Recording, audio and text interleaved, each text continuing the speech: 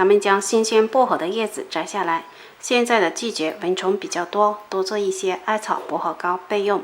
留几根像这样的可以插进到土壤中。摘好的薄荷叶一共120克，倒入盆中，100克艾草放在一起，用清水多清洗几遍，彻底将它们清洗干净。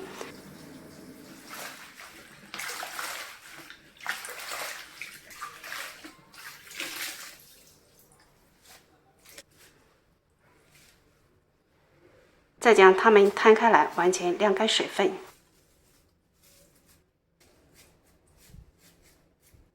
晾干水分后，放入绞肉机中打碎，一次打不完，可以分2次打。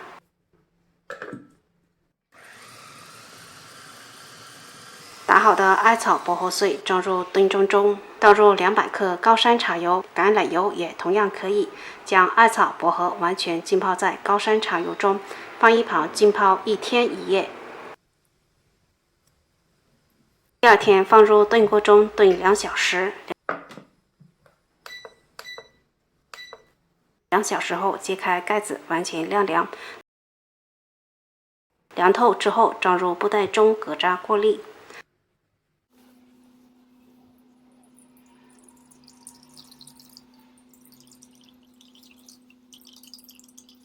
放一旁静置半小时，等待油水分离。油水分离后，将表层的油舀出来，得到艾草薄荷油180克。加入2粒为1 60克蜂蜡，蜂蜡的量是油的1/3。